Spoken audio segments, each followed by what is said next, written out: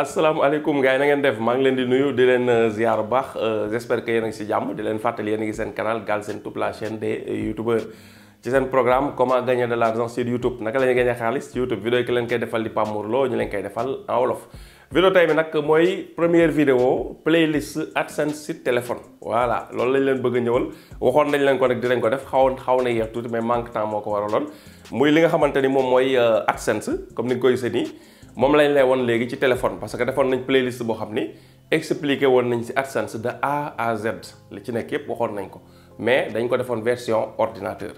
bi yoon nag dañuy ñëw comme ni ñu ko defoon ci YouTube dañoo jàngale version ordinateur après ñëw commencé ko zéro tam jàngal ko ñi nga xam ne téléphone rek lañ yore après ñëw tam application YouTube Studio tam ñu def ko playlist boppam pour ñi yor téléphone parce que application YouTube Studio bu dee si ordinateur bi la muy ci Google YouTube Studio maanaam ci site internet lay nekk da ngay dugg biir dugg YouTube Studio moo gën a yomb mais bu dee téléphone YouTube bi amoon AdSense bi amoon na application mais xam nga dañ ko dindi mais YouTube bi moom am na application mais YouTube Studio intégré wuñ ko ci application YouTube dañ ko defal application boppam moo tax da ngay am application YouTube am application YouTube Studio ñoom ñaar ñooy ànd si téléphone bu dee ordinateur nag ñoom ñaar benn nga nekk YouTube da ko fusionné ci ordinateur loolu la mooy différence bi moo taxoon ñu ñëw def playlist YouTube de A à Z def après tamit li nga xam ne moom mooy YouTube Studio léegi nag AdSense bi ñu defoon ci ordinateur même chose la ñuy def rek comme ni ñu def ci YouTube bi moom tam dañuy ñëw wala leen AdSense de A à Z wala de 0 à 100 ci li nga xam ne moom mooy téléphone. ay jamono yi may commencé di monétiser amoon na application AdSense nga xam da nga daan installé application AdSense bu nga ko utiliser nga xam du jotee dara ak site internet bi mais application bi AdSense dañoo dem ba yàgg ñu gis ni peut-être ñu koy utiliser bëriwul xëy na daal di demee noonu ñu dindi ko léegi version web bi nga xam version bi ngay utiliser ci ordinateur bi xam naa tam li ko yombal mooy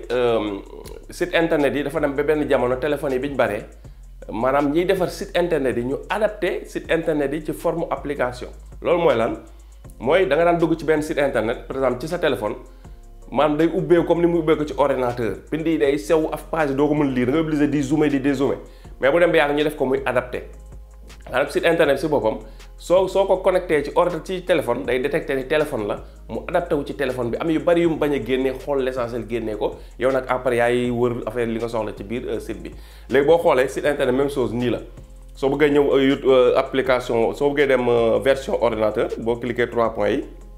nga wàcc di nga version ordinateur mi ngi nii suuf voilà mais comme téléphone lañ koy utiliser version application baa ngi nii mais site internet la ci Google lañ ko ubbi nii léegi nag loolu nag lañ leen fas yéene defal li nga mooy playlist ngeen xam application wala boog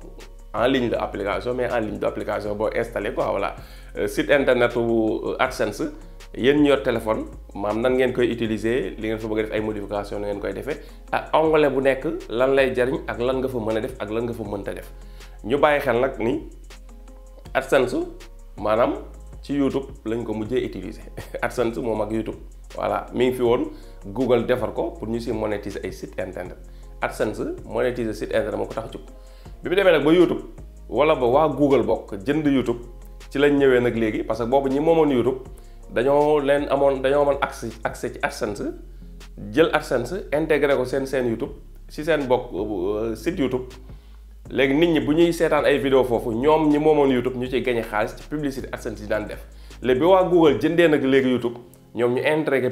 intégré publicité yi ci li nga xamante ne mooy lecteur vidéo bi nga xam ne comme télé lay mel ni ngay seetaan ak télé ba yàgg ñu ne ñu dem pause publicité nga xaar publicité yi daw noonu lañ def vidéo yi da ngay seetaan ba yàgg ñu dagg la dawal publicité yooyu moo tax ñëpp di gagné xaalis ci internet waaw moyen bi ëpp nit ñi li ñuy gagné xaalis internet publicité yi la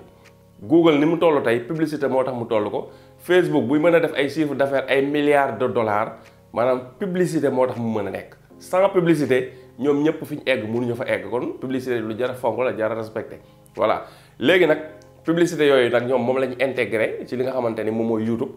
léegi nag pour nga mën a fayeeku ñu associé ko ak AdSense loolu moo indi AdSense ci YouTube moo tax nag ci AdSense bi ci boppam li ko tax a jóg dëgg mooy monétiser site internet moo tax tous les youtubeurs mën nañ bàyyi loolu xel doon naa ko wax ci yeneen vidéo yi xaw a yàgg boo nekkee youtubeur yor benn chaîne YouTube mi ngi dox yaa ngi koy monétiser ak AdSense nga profité ci option yi la AdSense jox nga ubbi site internet tam di ko monétiser surtout information yor nga chaîne information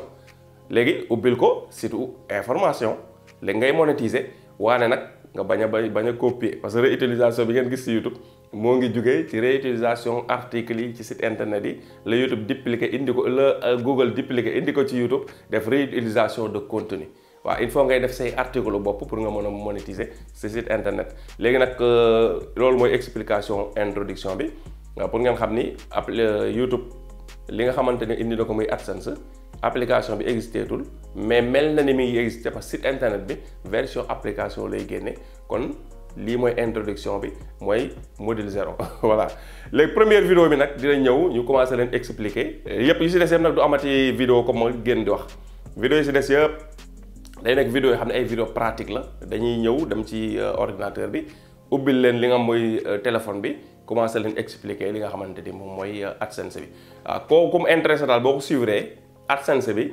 boo ko ubbee lépp lu ci nekk di nga xam lan la di nga xam lan lay jariñ pour YouTube nag la waaw bis bu ñu demee ci monétisation site internet yi dinañ expliquer version AdSense pour site internet incha allah kon maa lay jox rendez-vous ci vidéo bii di ñëw incha allah jërëjëf.